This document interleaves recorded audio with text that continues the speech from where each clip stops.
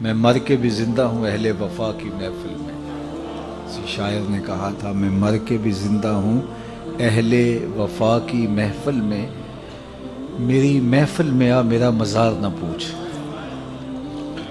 تو یہاں تو مزار بھی ساتھ ہے اور ان کی محفل بھی ساتھ ہی جمی ہوئی ہے، تو دونوں چیزیں اکٹھی چلتی ہیں. ورنہ ہم نے دیکھا ہے کہ لوگوں کے مزار رہ جاتے ہیں، ان کی محفلیں ختم ہو جاتی ہیں، فکر دم توڑ جاتی ہے اور جو ہے وہ مزارات سے ہی لوگ جڑے ہوتے ہیں. یہ ہمارا المیہ بھی ہے کہ ہم جو چیز اٹھانے والی ہوتی ہے اس کو اٹھانے کی بجائے، وہ میں دوستوں کو ایک دن کہہ رہا تھا کہ 11ویں تو ایک علمی نشست تھی حضرت سیدنا شیخ عبد القادر جیلانی علیہ رحمہ کی. اب دور و نزدیک سے لوگ آتے اور ظاہر ہے اتنا لمبا سفر کر کے آئے ہیں تو پھر ان کی جسم کی ضرورت بھی ہے، بھوک بھی لگتی ہے، تو اس کے لیے لنگر کا بھی انتظام کر دیا گیا. لنگر کا انتظام تو ضمناً کیا گیا، اصل تو علمی مجلس تھی، لیکن وہ لنگر رہ گیا اور جو اصل تھی وہ ہم نے اس کو اڑا دیا. تو یہ مزاج ہوتا ہے ہمارا. یہ لوگ عمرے سے واپس آتے ہیں، حج سے واپس آتے ہیں، تو واپس آ کے وہ وہاں کی باتیں سناتے تو مجھے بعض کا بڑا ہوتا ہے. میں دوستوں کہتا ہوں کہ بس اپنا اپنا ظرف ہوتا ہے. تو آ کے وہ سنا رہے ہوتے ہیں کہ بس وہ مدینہ شریف میں بیٹھا ہوا تھا، میرے دل میں آیا کہ بریانی ملے، تو ایک آدمی بریانی لے کے آ گیا. میرے دل میں آیا کہ کوئی جو ہے وہ مجھے پائے مل جائیں، تو وہاں تو لجپال ہیں اور بس یہ دل میں آنے کی دیر تھی. تو ایک صاحب آئے کہ آپ سب پائے کھانے، تو میں ان کے ساتھ چلا گیا اور ماشاءاللہ اتنے پائے. اور یہ مجھے اس سے کوئی اعتراض نہیں ہے، کوئی پائے کھائے تو مجھے کیا نقصان ہے، اور مجھے کوئی اس سے غصہ بھی نہیں ہے. اور دوسرا سرکار کی در سے دنیا اور دین دونوں نعمتیں ملتی ہیں. لیکن مجھے افسوس ہے کہ وہاں بھی پائے ہی کھانے گئے تھے، وہاں بھی جو ہے وہ زردے متنجن اور بریانیوں کی تلاش میں گئے تھے. وہاں تو کچھ اور لینا چاہیے تھا آپ کو، وہاں تو کچھ اور ڈھونڈنا چاہیے تھا. آہ اے ناداں تو ہی چند کلیوں پر کنات کر گیا، ورنہ گلشن میں علاج تنگی داماں بھی تھا. وہاں تو درد دل مانگنا چاہیے تھا، وہاں تو کچھ اور طلب، وہاں تو تہجد کے سجدے مانگنے چاہیے تھے، وہاں تو علم کے اجالے مانگنے چاہیے تھے، وہاں تو امت کا عروج مانگنا چاہیے تھا.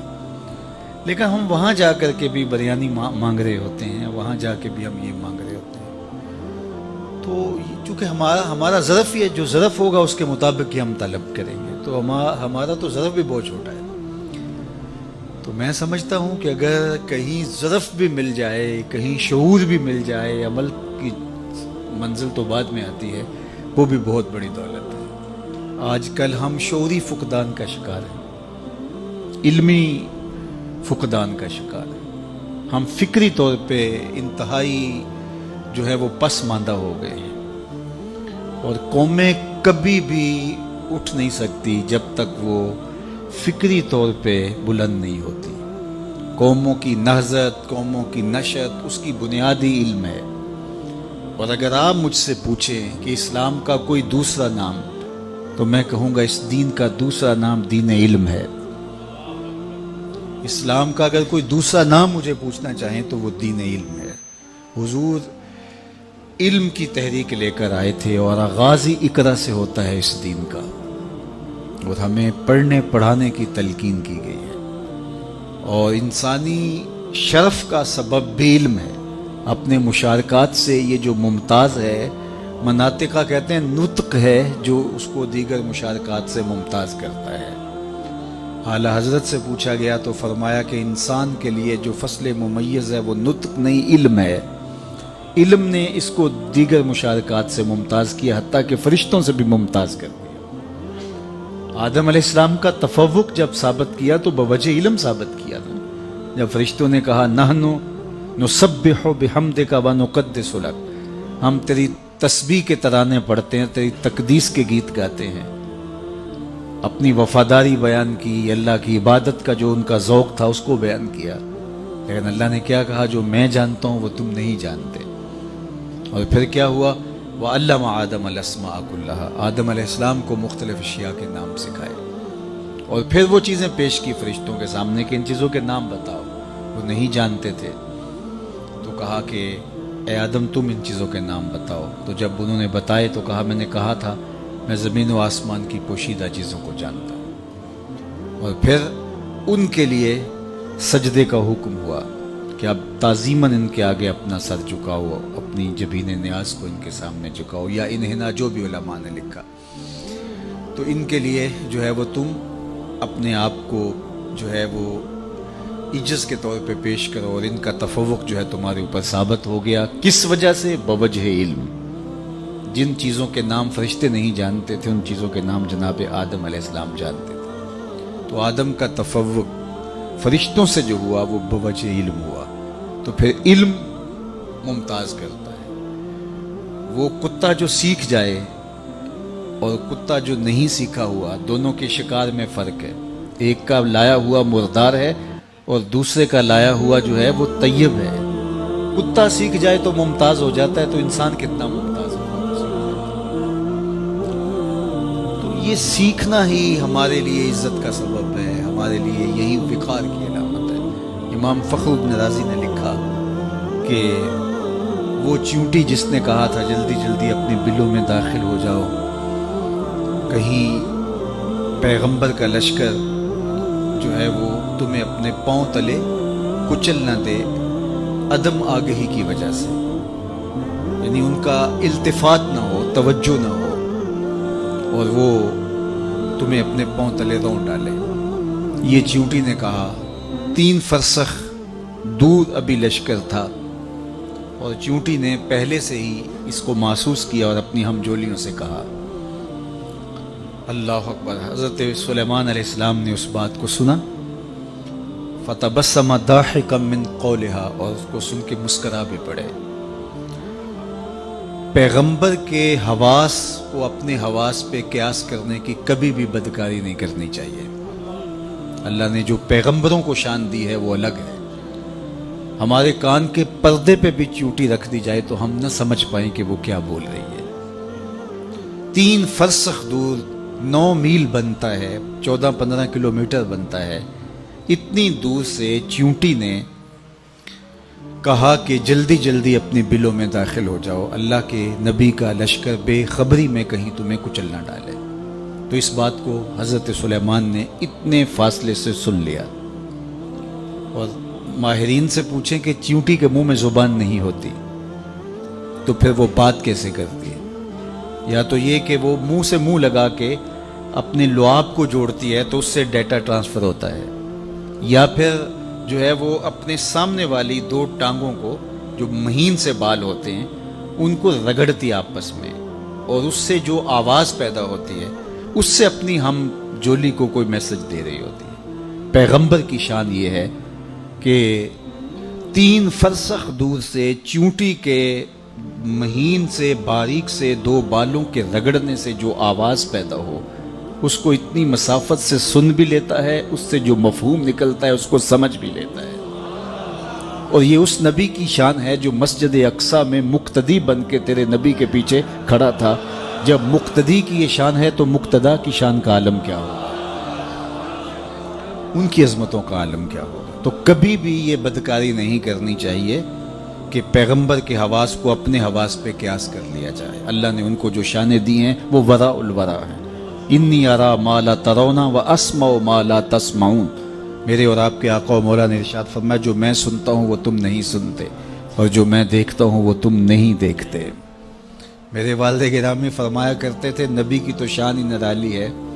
صحیح ترمذی میں روایت ہے, اور امام ترمذی کا چونکہ طریق ہے وہ اس کا درجہ بھی بیان کرتے ہیں, اور کہا ھذا حدیث حسن صحیح. یہ حدیث حسن بھی ہے, صحیح بھی ہے. اور وہ حدیث کیا ہے کہ جب میاں بیوی گھر میں الجھ پڑتے ہیں اور بیوی کہتی ہے جب سے تیرے گھر میں آئی ہوں میں نے تو سکھ دیکھا ہی نہیں, تو اس لڑائی کو جنت سے جو ہے وہ حور جو اس مرد صالح مومن کی بننے والی بیوی ہے دیکھ رہی ہوتی ہے اور اس لڑائی کو سن رہی ہوتی ہے, اور کیا کہتی ہے قاتلک اللہ, تیری خرابی ہو, یہ تو چند دن تیرے پاس ہے, یہ تو میرا شوہر ہے. تو میرے بزرگ فرمایا کرتے تھے حور کہاں سے دیکھتی ہے؟ جنت سے, اور جنت کہاں ہے؟ سدرۃ المنتہا کے پاس. सिदरतुल मुंतहा के पास से जन्नत से हूर देखती भी है, सुनती भी है, जवाब भी देती है। और हूर कौन है? मेरे नबी के गुलाम की बनने वाली बीवी है, मंगेतर है अभी।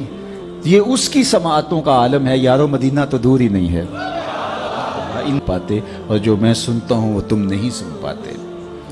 अल्लाह अकबर। हुजूर सलातुल इस्तिस्का पढ़ाने लगे ना, तो हाथ हुजूर ने आगे बढ़ा लिया, फिर पीछे खींच लिया, सलाम फिरा तो पूछा गया, हुजूर आपने हाथ आगे बढ़ाया था, फिर खींच लिया, कहा जन्नत में खजूरों से। और हाथ कहाँ पहुंचा? जन्नत में। और जन्नत कहाँ है? सिदरतुल मुंतहा। हाँ, नजर पहले आसमान के, दूसरे आसमान के सितारे भी देख लेती है। मेरा हाथ 3 फुट तक पहुंचता है, नजर तीसरे आसमान तक पहुंचती है। और जिसका हाथ जन्नत तक पहुंचता है उसकी निगाह कहाँ तक पहुंचती है? उसकी निगाहों का आलम क्या हो?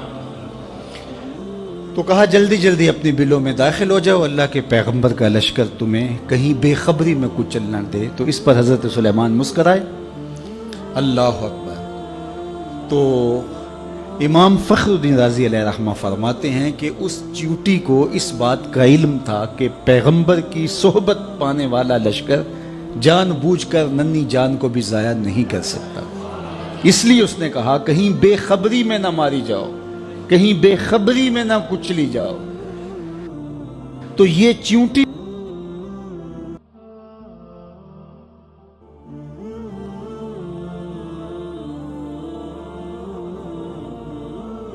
को भी इल्म था, इस इल्म की वजह से कयामत तक आने वाली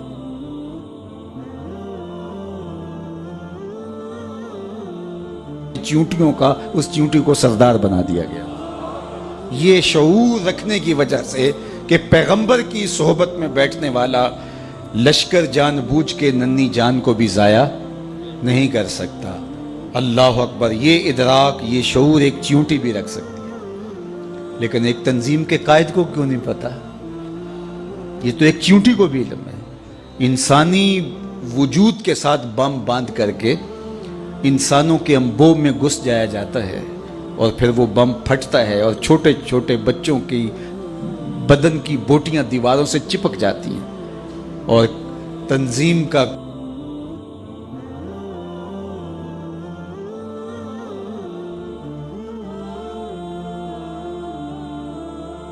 कायद सीने पे हाथ रख के कहता है कि जनाब ये कारनामा हमारी तंजीम का है।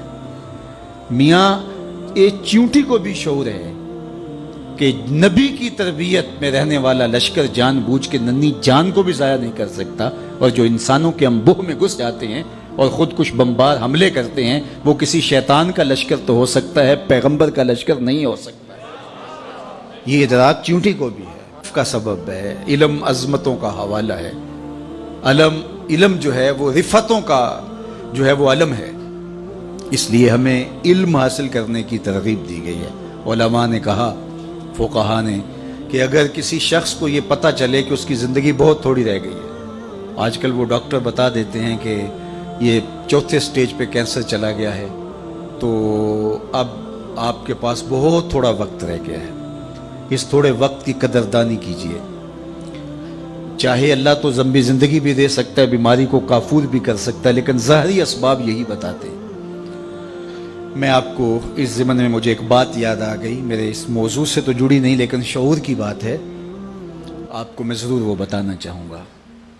हमारे शहर के एक साहब थे, उन्हें डॉक्टर ने बताया कि आपकी बीमारी इस नोयत पे है कि अल्लाह चाहे तो आप बरसा बरस जिए, लेकिन जो ज़ाहरी असबाब है वो यही बता रहे हैं कि कोई 1-1.25 महीना आपकी ज़िंदगी है। तो आप जाएं और जाके जो है वो हुकूकुल्लाह हुकूकुल इबाद उनकी तलाफ़ी कीजिए, ज़िक्र फ़िक्र में वक्त गुजारिए। तो वो मुझे मिलने आए और मुझे कहने लगे कि मुझे वैसे कोई तकलीफ़ नहीं है और डॉक्टर ने मुझे ये कहा है और फ़लाँ हॉस्पिटल के डॉक्टर ने कहा है, लेकिन फिर भी मैं चाहता हूँ कि किसी और को भी दिखला दूँ। तो एक बड़ा अच्छा डॉक्टर था मेरे मिलने वाला, मैंने कहा आप उससे मिल लीजिए। तो उन्होंने मुझे फ़ोन किया कि जो हज़रत आपके भेजे हुए थे तो वो बिल्कुल ऐसी ही पोजीशन है, कोई 1 माह के मेहमान हैं, तो बाकी उन्हें तकलीफ़ हो तो दाखिल भी किया जा सकता है, लेकिन कोई तकलीफ़ वो कहते हैं मुझे नहीं है। تو ٹھیک ہے وہ اپنی زندگی گزاریں اور اللہ اللہ کریں، ذکر فکر میں لگے. تو وہ بعد میں میرے پاس آئے، مجھے کہنے لگے ڈاکٹر نے مجھے یہ کہا. تو میں نے کہا میری بھی ان سے یہی بات ہوئی ہے. تو میں نے کہا ٹھیک ہے، یہ آپ کے پاس اللہ آپ کو لمبی زندگی دے، ہم دعا کرتے ہیں، لیکن یہ بڑا قیمتی وقت ہے. جو بات آپ کو میں بتانے لگا ہوں وہ یہ کہ وہ کسی اور صاحب سے ملے. آپ ان صاحب کو بھی جانتے ہیں جو جن کا میں ذکر کر رہا ہوں، ان کو آپ صرف علماء جانتے ہوں گے، باقی نہیں جانتے. لیکن جس کا میں ذکر کرنے لگا ہوں اس کو آپ سارے جانتے ہیں. وہ بھی ایک عالم دین ہے. انہوں نے کہا کہ آپ فلاں جگہ پہ چلے جائیں، فلاں صاحب دم کرتے ہیں تو اس سے آپ کو آفاقہ ہو جائے گا. تو میں ان کو، میرے وہ بڑے ملنے والے ہیں تو میں ان کو فون کر دیتا ہوں. تو وہ صاحب وہاں چلے گئے اور انہوں نے جا کے جب اسپیشل ٹائم دیا اور انہوں نے جو ہے وہ کہا کہ ڈاکٹر جھوٹ بولتے ہیں، آپ بالکل ٹھیک ہو جائیں گے. بڑا ان کو جو ہے وہ تسلی دی اور ساتھ دم شم بھی کیا. جب وہ واپس آ رہے تھے تو بہت زیادہ خوش تھے، چونکہ ایک تو بیماری تھی، پھر ڈاکٹرز نے کہا تھا 1 مہینہ سوا مہینہ آپ کے پاس ہے. تو اب یہ مجھ سے پوچھا تو میں نے بھی کہا، دوسرے ڈاکٹر سے سیکنڈ اوپینین لیا تو اس نے بھی یہی کہا. لیکن یہ پہلا شخص تھا جس نے ان کو ریلیکس کر دیا. بالکل آپ پریشان نہ ہوں، ختم. اب وہ واقعی وہ ان کو لگا کہ میں تو، چونکہ ایک بوجھ تھا نا، نفسیاتی بوجھ، وہ اتر گیا. وہ گئے تو وہ پورے 8 دن جس نے مصلی بچھا کے اللہ اللہ کرنی تھی وہ اس کی تعریف کرتا رہا. کتنا اچھا ہے، کتنا فیض ہے، اتنا ہجوم تھا. پورے 8 دن بعد پھر حاضری تھی، پھر گیا اور پھر کہا کیا کیسا ہے. انہوں نے کہا جو بڑا فرق ہے. انہوں نے کہا آپ بالکل ٹھیک ہو جائیں گے. پھر دوسرا دم ڈال دیا. تو اگلے 8 دن بھی وہ اس کی تعریف کرتے رہے. پھر اگلے ہفتے گئے، چوتھے ہفتے واپس آ رہے تھے، راہ والی طبیعت خراب ہوئی، پھر ان کا انتقال ہو گیا. تو مجھے خبر ملی اور مجھے سارا واقعہ کسی نے سنایا. تو میں نے کہا اس ظالم نے 1 مہینے اس شخص نے جو اللہ کا ذکر کرنا تھا وہ چھین لیا اس سے. اس نے جو مصلی بچھا کے جو ہے وہ اللہ سے لو لگانی تھی وہ چھین لی. اسی لیے فاسقوں کے پاس، ایسے لوگوں کے پاس جانے کی یہ کم نحوست ہے. بات سمجھ آ رہی ہے؟ یہ کم نحوست ہے. اور اس نے جو حقوق العباد کی تلافی کرنی تھی، ظاہر زندگی گزری ہے، کوئی کسی سے سختی تلخ بات ہو جاتی ہے تو کسی سے جا کہنا تھا میاں میں تو مہمان ہوں مجھے معافی دے دے. تو وہ حق بھی سچ لیا. وہ پورا مہینہ صبح سے شام تک، وہ جمعہ بھی پڑھاتے تھے وہ صاحب، میں نام نہیں لیتا، تو جمعے میں بھی انہوں نے تذکرہ کیا کہ وہ بڑا فیض ہے یار، مجھے تو بڑا فائدہ ہو گیا. ہوا کیا کہ وہ نفسیاتی بوجھ اتر گیا اور ہوا وہ جو ڈاکٹر نے بتایا تھا. تو وہ اس سے اللہ کا ذکر چھین لیا. یہ بڑی باریک چال ہوتی ہے، تو اس سے ہمیں پناہ بھی مانگنی چاہیے. ایک صاحب تھے وہ عیسائی ہو گئے ایک زمانے میں، اور تھے وہ امام مسجد.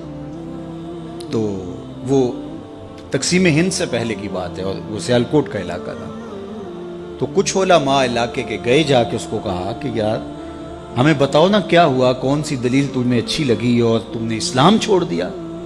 تو اس نے کہا کہ میں ایک دن فجر کی نماز پڑھانے کے لیے آیا، سخت جھاڑے کا موسم، تو زمانے میں وہ ہیٹر شیٹر تو مسجدوں میں ہوتے نہیں تھے، تو بڑی مشکل سے وضو کیا تھا، کنویں پہ جا کے پانی نکالا، وضو کیا، اور میں جو ہے وہ ٹیک لگائے ایسے تھا تو میری آنکھ لگ گئی، ادھر اقامت ہو گئی.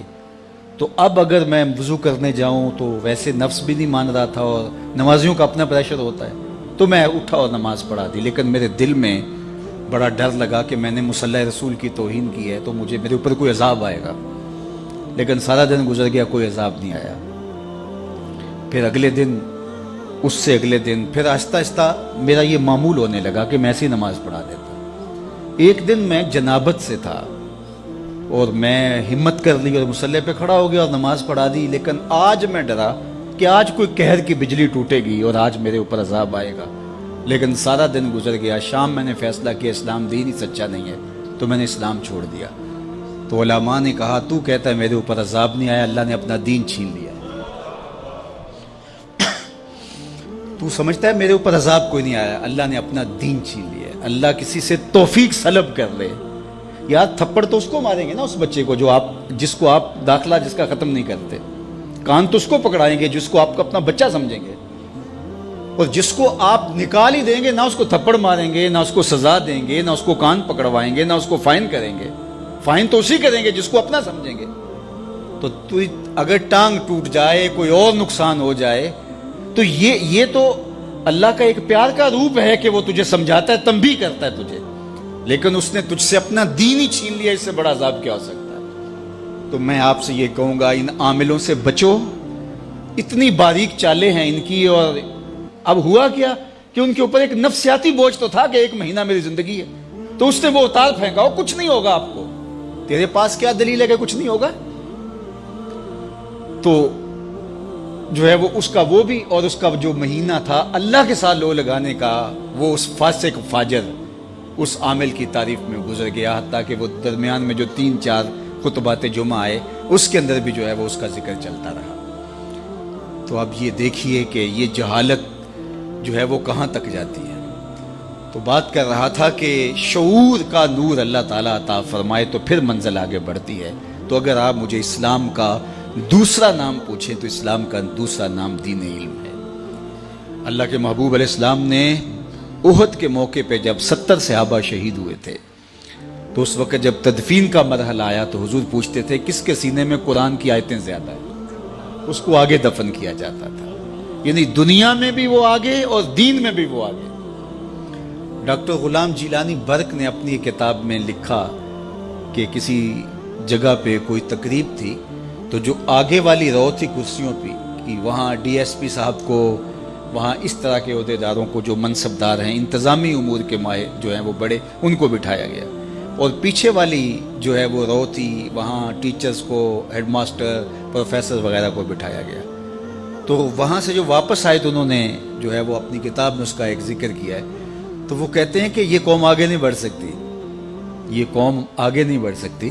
کیوں نہیں آگے بڑھ سکتی؟ کہا کہ ایک پروفیسر کو دوسری رو میں بٹھایا جائے اور دوسری جانب جو ہے وہ ایک انتظامی سربراہ کو آگے بٹھایا جائے تو یہ قوم کیسے آگے وہ اس پہ رو رہے تھے. اور آج جو ہاہاکار مچی ہوئی ہے، اللہ اکبر، وہ مسجد کے اندر ٹیسٹ لے رہا ہوتا ہے جاہل مولوی صاحب کا کہ مولوی صاحب رکھنے اور 4-5 جاہل بیٹھے ہوتے ہیں، وہ ٹیسٹ لے رہے ہوتے ہیں. تو وہ اگر خودکشی جائز ہو تو خودکشی مولوی صاحب کو کر لینی چاہیے، لیکن یہ شریعت جائز قرار نہیں دیتی ہے. تو اب یہ جہالت ہو گئی ہے. بے وقوفاں دے نوکر ویکھے دانش مند سیانے، میاں صاحب نے کہا تھا بے وقوفاں دے نوکر ویکھے دانش مند سیانے. آج یہ ہے. تو پھر یہ قوم آگے کبھی نہیں بڑھ سکتی. 2 کو 2 سے ضرب دے تو حاصل ضرب 4 آتا ہے. یہ اللہ کا ضابطہ ہے، کبھی ہو ہی نہیں سکتا. یہ ٹکرے مارنے والی بات ہے. کبھی ہم اس سے امید لگا کے بیٹھتے ہیں، کبھی اس سے امید لگا کے بیٹھتے ہیں. کچھ بھی نہیں ہونے والا. تعمیر ہو جس سے آدم کی، یہ وہ گل ہی نہیں. اس مٹی سے کچھ نہیں نکلنے والا. جب تک ہم علم کی طرف نہیں آئیں گے، علم کی تکریم نہیں ہوگی، علم کی عزت نہیں ہوگی، علماء تیار نہیں ہوں گے، اور عصری دینی تکوینی ہر طرح کے فنی علوم، سب طرح کے علوم جب تک نہیں سیکھیں گے، کبھی بھی ہماری تقدیر نہیں بدل سکتی. یہ بات طے شدہ ہے. 2 ضرب 2 کے حاصل ضرب کی طرح ہے. اس میں کوئی دوسری رائے نہیں ہے. ہم احمقوں کی جنت میں رہتے ہیں کہ ہم سمجھتے ہیں کہ شاید ہم ایسے ہو جائیں، ایسے ہو جائیں. شارٹ کٹ سے کچھ نہیں ہوتا. جن قوموں نے آج عروج پایا ہے ان کی تاریخ پڑھ لیں، ایسا ہی ہوا ہے. تنے بزدہ سے بیزار ہے حق، خدائے زندہ زندوں کا خدا ہے. ایسا کبھی نہیں ہوگا کہ ہم ہاتھ پہ ہاتھ دھر کے بیٹھے اور علم کی آماج گاہیں اجڑ جائیں اور جاہلوں کو ہم جو ہیں وہ مناصب کے اوپر بٹھا دیں تو ہم سمجھیں کہ ہم جو ہے وہ ترقی پا جائیں. کبھی بھی نہیں ہو سکتا. اس لیے ہمیں علم کی آماج گاہوں کو آباد کرنا ہوگا. اب جو معاشرے میں پھیلا ہوا ہے، ہم اگر اس کو دیکھیں تو ہم تو مایوس ہو جاتے ہیں کہ ہم کیا کر سکتے ہیں. جب اتنا کچھ پھیلا ہوا ہے تو صرف ہمیں ہمارے حصے کا کام کرنے کا کہا گیا ہے. ہمارے ہاں ذمہ داری بھی وہی ہے اور ہمارا رب ہم سے پوچھے گا بھی اتنا ہی. اس لیے جو میری ذمہ داری ہے میں اس کو نبھاؤں اور جو آپ کی ذمہ داری ہے اس کو نبھائیں. اللہ اکبر. اور وہ ہم نے کرنا ہے. تو انشاءاللہ یہی چراغ جلیں گے تو روشنی ہوں گی. انہی عام آج گاہوں سے نور پھوٹے گا، یہیں سے اجالے پھوٹیں گے. تو اس لیے میں آپ کو کہتا ہوں کہ جہاں بھی چراغ علم روشن ہو وہاں اپنے جگر کا خون ضرور ڈالیں. یہ کام کرنے والوں کے لیے آج کے دور میں دین کا خلوص کی بنیادوں پہ کام کرنے والے اگر آپ ڈھونڈنے نکلیں گے تو آپ کو ملیں گے نہیں، انگلیوں پہ گننے والے لوگ ہوں گے چند. لیکن ایسا نہ ہو کہ ان بیچاروں کو بھی کام کے لیے وسائل رکاوٹ بن جائے. تو اللہ نے جس کو جو دیا ہے، صلاحیت ہے، مال ہے، وہ نچھاور کر دیں تاکہ ان کو کم از کم اس باب کے اندر کوئی پریشانی نہ ہو. ویسے بھی فرمایا گیا کہ دین کا کام درہم و دینار سے ہوگا قرب قیامت میں. اس کا ایک معنی تو یہ ہے کہ لوگ دین کو درہم و دینار کے بدلے میں بیچیں گے، اور دوسرا یہ ہے کہ اگر کوئی کام کرنا بھی چاہے گا تو اس کو وسائل کی بہرحال ضرورت ہوگی. وہ زمانہ تھا کہ علماء برگد کے درخت کے نیچے بیٹھ جاتے تو لوگ ان کے پاس آ کے پڑھ کے وہیں سے چلے جاتے. مجھے اچھی طرح یاد ہے، میں بالکل بچہ تھا، والد گرامی کے پاس جو لڑکے پڑھتے تھے وہ ہماری بھینسوں کو چارہ ڈال رہے ہوتے اور جو ہے وہ بہت خدمت کرتے ہوتے. لیکن آج جو ہے وہ میں تو اپنے طلباء سے کوئی خدمت نہیں لے سکتا. اس وقت وہ مسجد میں جا کے سو رہتے اور بیٹھک میں آ کے جو ہے وہ دن کو سبق پڑھ لیتے. تو آج کیا ایسا ہو سکتا ہے؟ آج اچھی عمارتیں بنانی پڑیں گی، اچھا ماحول دینا پڑے گا، ایک چھت تلے سب کچھ فراہم کرنا پڑے گا. تو پھر تقاضے بدل گئے ہیں. جب تقاضے بدل گئے ہیں تو ہمیں بھی جو ہے وہ تھوڑا سا اس میں کام دینا ہوگا، اور اس راستے کے اندر خرچ کیا گیا مال. حضرت شیخ احمد مجدد الفسانی علیہ رحمہ فرماتے ہیں دیگر مدات میں خلوص کے ساتھ لاکھوں روپے خرچ کرنے سے اعانت دین میں ایک دانگ یعنی ایک ٹگا خرچ کرنا زیادہ افضل ہے، کیونکہ اس سے اعانت دین ہوگی، دین کو تقویت ملے گی. تو اس لیے میں آپ سے کہوں گا ہمیں بہت بڑے سرمایہ داروں کی ضرورت نہیں. یہ جتنے لوگ یہاں آپ بیٹھے ہوئے ہیں، آپ کو لاکھوں نہیں ہیں، ہزاروں نہیں ہیں، چند سو لوگ ہیں. اگر آپ چند سو لوگ یہ سمجھ لیں کہ اللہ نے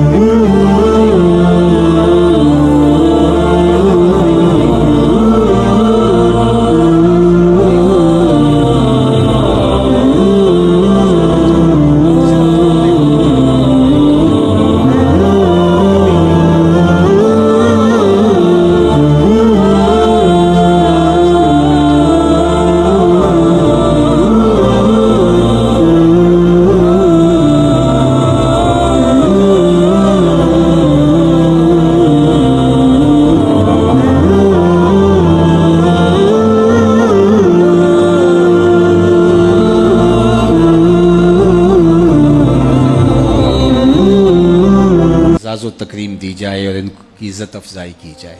تو اللہ اس مسجد کو، اس دارالعلوم کو آباد رکھے، اور خالد مرحوم رحمۃ اللہ تعالیٰ علیہ کی قبر کو بقعہ نور بنائے. ان کے جو رفقائے کار ہیں، محترم حیدری صاحب ہیں اور دیگر، اللہ تعالیٰ ان کو ان کے مشن پر گامزن رکھے، اور یہ جو سلسلہ نور شروع کیا ہے اللہ تعالیٰ اس کے لیے خزانہ غیب سے وسائل بھی دے، اور اللہ تعالیٰ جل شانہ یہاں خوبصورت تعلیمی نظم کی صورت عملی طور پہ ہمیں نظر بھی آئے. اللہ اپنی خاص پناہ امان اور حفاظتوں کا حصار دے. وآخر دعوانا ان الحمدللہ.